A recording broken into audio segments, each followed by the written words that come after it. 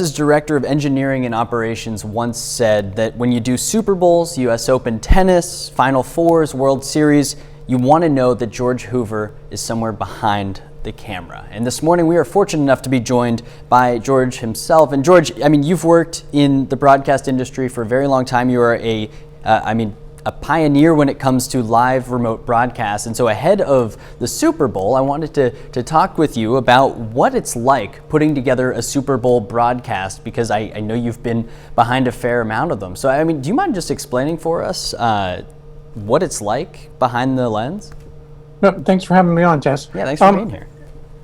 The biggest challenge is this is CBS's A production team that's been working together since, for years, but the whole group since the beginning of the season, preseason, leading up to the game this year. So you've got a routine, you've got a plan. You've been used to doing shows with 25 or 30 cameras, and now all of a sudden you get to the big game.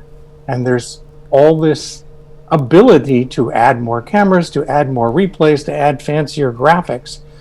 But the biggest challenge for Jim Rickoff and Mike Arnold, the producer and director, is to not lose the game. That's their primary goal, is to cover the game. All this other stuff is enhancements so that they don't miss that replay that really told the story that may make the difference of the game. So when it comes to those obstacles that have been, there are all sorts of hurdles that we've seen over the past year. I know our station has seen hurdles. I know every station, every broadcast has. And so I'm putting together a Super Bowl broadcast.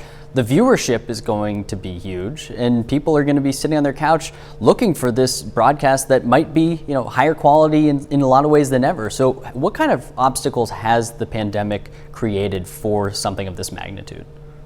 Well, it does two things for you. There'll be about 20 tractor trailers outside of the stadium that will be providing the facilities for the production.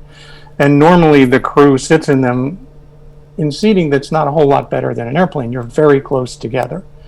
You can't do that anymore. So a truck that might have had 20 or 30 people in it now has 5 or 6. So everybody is distanced out. Hence the reason there's many, many trailers. But the other thing is, a lot of people will be working from home, or they'll be working back at CBS Sports headquarters in Fort Lauderdale or in CBS New York. But a lot of those cameras that can be remote controlled, the operators are in another city. A lot of the graphics people and the replay people will be working somewhere else. So you don't have that same ability to sit down together and have the pre-show camera meeting with the camera guys and their replay guys to talk about how you're going to handle it. But you've been working that way all season, so it's not new for the big game. That's the main thing. Another little difference here is CBS has to bring in and have a number of backup crew people, because if there's a COVID infection with one of the crew members in a trailer, that whole trailer full of crew is going to be replaced for the game day. So there's essentially a reserve team back at the hotel room quarantined just in case they need to step up the day of the game. And of course, the crew's being tested every day. They're practicing all the appropriate social distancing and hand sanitizing, all that kind of stuff. But it still is just an extra layer of stuff you have to deal with.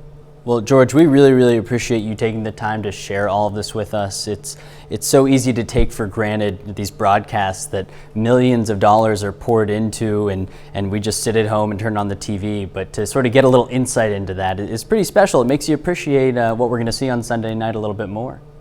Well, thanks for talking to me, and enjoy the game on Sunday. Thank you, sir. All right. Hey, we're going to have this full conversation with George on our website at KOAMNewsNow.com, and we will be right back on the KOAM Morning News after this.